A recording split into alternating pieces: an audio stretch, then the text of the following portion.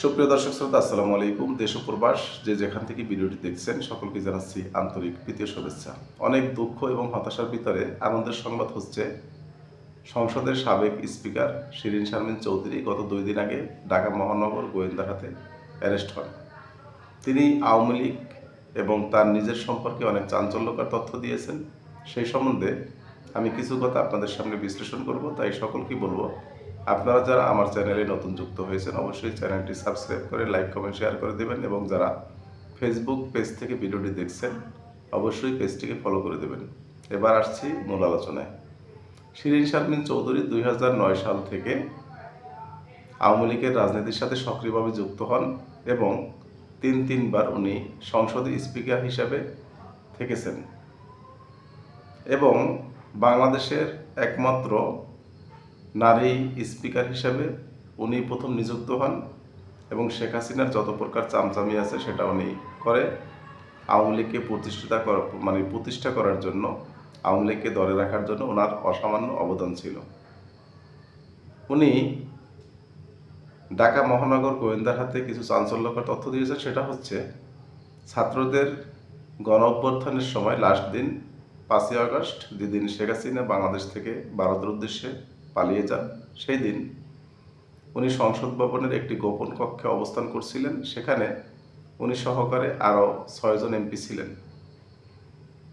সেনাবাহিনীর বিশেষ অভিযানে, সেনাবাহিনীর বিশেষ তত্ত্বাবধানে তাদেরকে ক্যান্টনমেন্টের একটি কক্ষে দীর্ঘ একটা সময়ে আশ্রয় প্রদান করেন সেনাবাহিনীর প্রধান।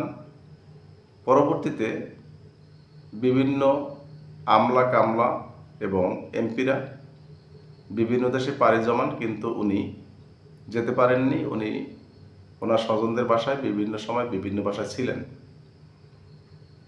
রাষ্ট্রপতি যখন 27 দিনের মাথায় ওনাকে সংসদ ভেঙে দেয়, তখন উনি অটোমেটিক কিন্তু ওই পদ থেকে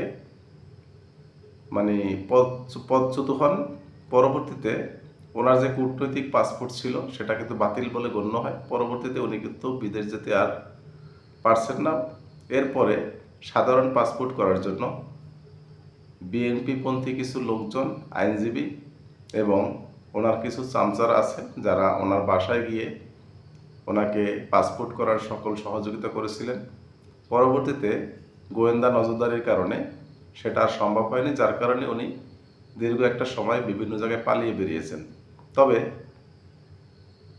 সরকারি কিছু কর্মকর্তা এবং প্রশাসনের কিছু লোকজন তার অবস্থার সম্বন্ধে জানতেন, কিন্তু তাকে জাস্ট নজরবন্দি করে রেখেছিলেন দীর্ঘ একটি সময়, কারণ সাক্ষ্য প্রমাণের কিছু দুর্বলতা ছিল এবং আইনি কিছু জটিলতা ছিল, যার কারণে তাকে দীর্ঘ একটা সময় কিন্তু অ্যারেস্ট করা হয়নি। তবে আমি মনে করি আওয়ামী লীগ যারা করেছে, সেটা যে কোনো পর্যায়ের নেতৃবৃন্দ হোক না কেন, তারা অপরাধ করেনি এরকম লোক সংখ্যা কিন্তু খুঁজেই পাওয়া যাবে না। তাই সেক্ষেত্রে তিনি দীর্ঘ একটা সময় এমপি ছিলেন, স্পিকার ছিলেন, শেখ হাসিনার চামচামি করতেন, এবং ছাত্রদের যে গণ অভ্যুত্থান হয়েছে সেখানে কিন্তু উনি খুনের নির্দেশদাতা হিসেবে ওনার নাম কিন্তু উঠে এসছে। অতএব তাকে কিন্তু কঠিন শাস্তির আওতায় আনা হবে। উনি বারবার কেঁদে কেঁদে বলছিলেন যে আমি আর আওয়ামী লীগের রাজনীতির সাথে যুক্ত থাকবো না, রাজনীতি করব না।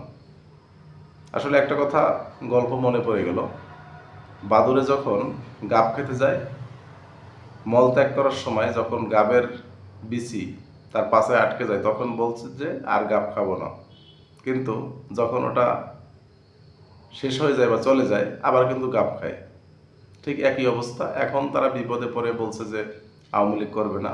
কখনো যদি আওয়ামী লীগের রাজনীতি করার সুযোগ হয়, তখন তারাই আবার মামলা, হামলা, জুলুম, নির্যাতন এটাই করবে। এটা স্বাভাবিক। তো সে কারণে আমি মনে করি উনি যে অপরাধ করেছেন তার দৃষ্টান্তমূলক শাস্তি হওয়া জরুরি, এবং এটাই আমরা কামনা করছি। দর্শক শ্রোতা, ভিডিওটি আর লম্বা করব না। আপনাদের কাছে যে ইনফরমেশনটি দিয়েছি আপনারা অবশ্যই কমেন্ট বক্সে জানাবেন কোনো ভুল ত্রুটি হলে, এবং আপনারা কী চান সেটাও জানাবেন। ধন্যবাদ সকলকে। আসসালামু আলাইকুম রহমতুল্লাহ।